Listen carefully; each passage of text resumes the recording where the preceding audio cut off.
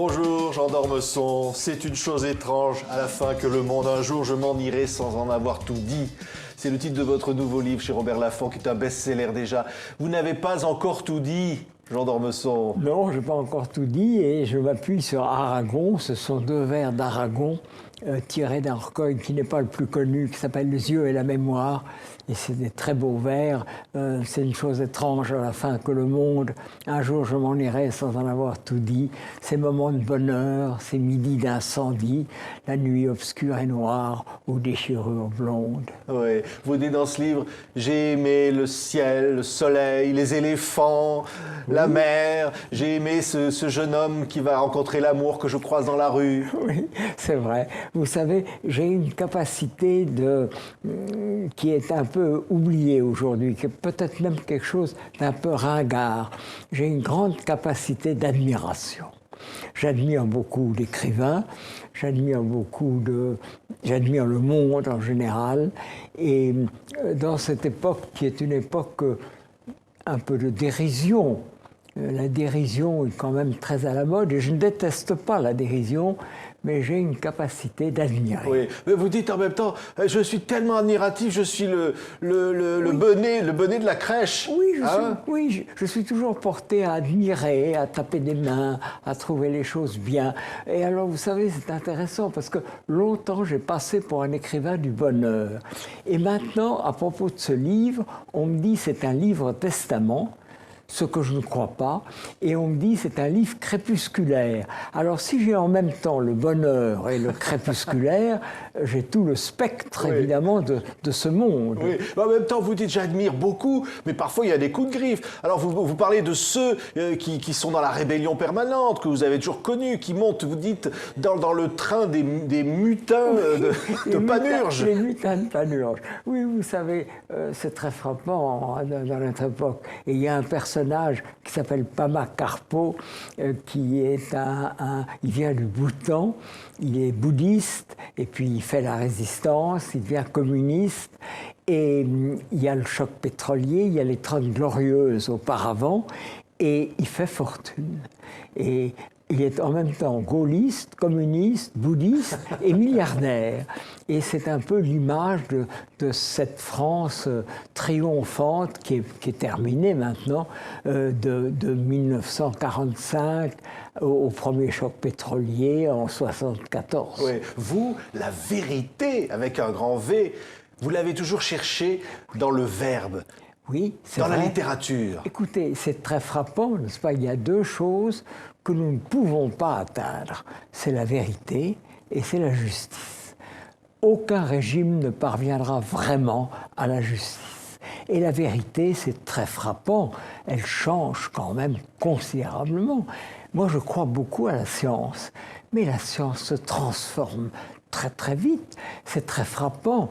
À la fin du 19e siècle, il y a un grand savant comme Marcellin Berthelot qui dit la science maintenant a atteint son maximum. Nous ne découvrirons plus grand-chose.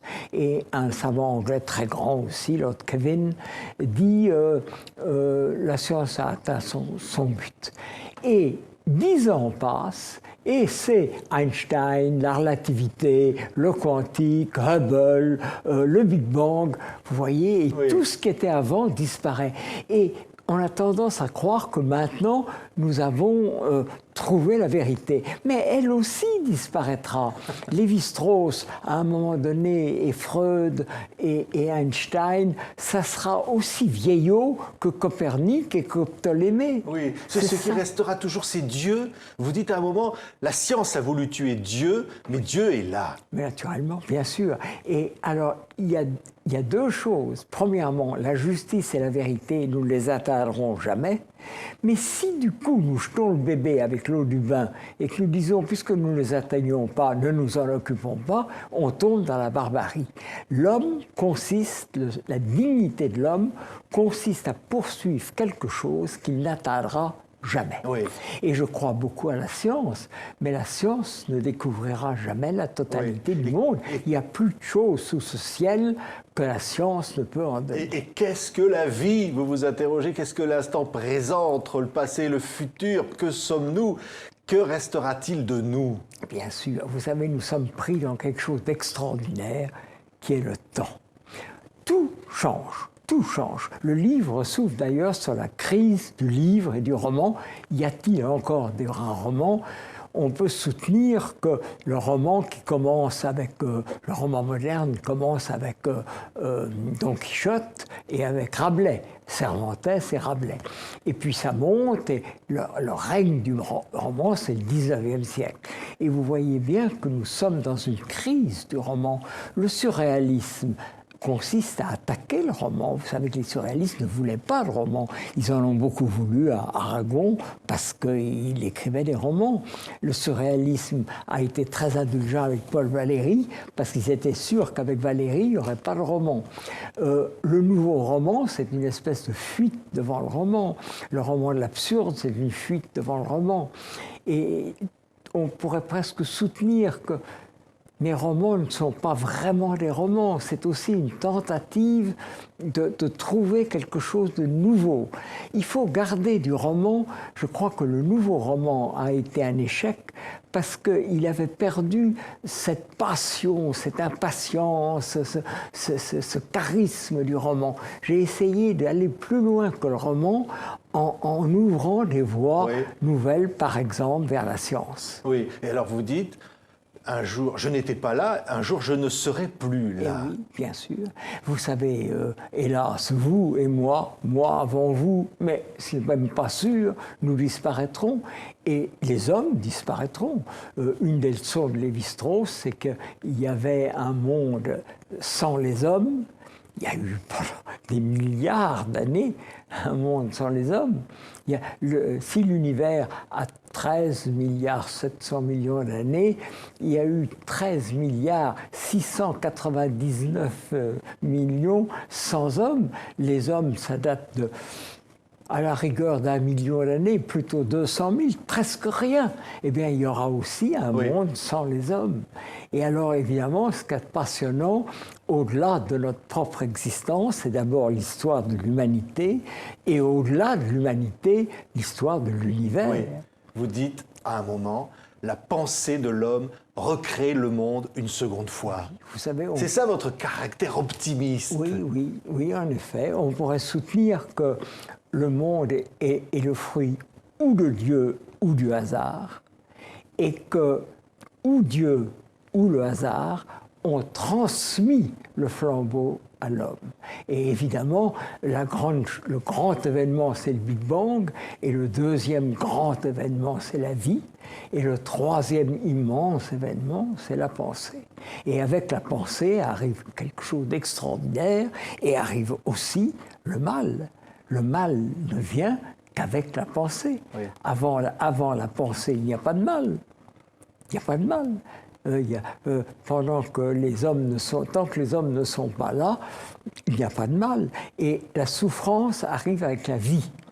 Il n'y a pas de mal quand un lion mange une gazelle. On ne peut pas porter un jugement moral, mais il y a déjà la souffrance. Il y a la souffrance de la gazelle. Et puis, avec l'homme, arrive le mal. Oui. Et ce mal dont vous parlez aussi. Vous avez été malade, Jean d'Ormesson. Oui. Vous battez. Oui, je me suis battu. Oui, en effet, j'ai eu 8 mois de maladie. Et c'est une leçon, vous savez, il faut toujours... je me rappelle que Bernard Franck, c'était un jeune écrivain, hussard, entre les hussards et Sartre. Et il m'avait dit, tu ne seras jamais un grand écrivain parce que tu n'as pas assez souffert.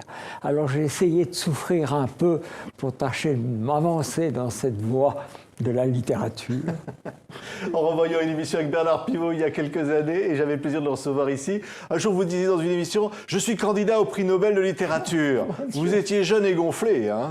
Mon Dieu, mais non, mais c'est de l'ironie, naturellement. Vous vous rappelez que Borges, avec plus de titres que moi, beaucoup plus de titres que moi, disait « Je suis un éternel candidat au Nobel que je n'aurai jamais ». Mais non, mais c'est une plaisanterie, bien sûr. Merci, Jean d'Ormesson. Un jour, je m'en irai, sans en avoir tout dit, le plus tard possible. Merci d'avoir été notre invité sur Télé5 Monde. Merci beaucoup.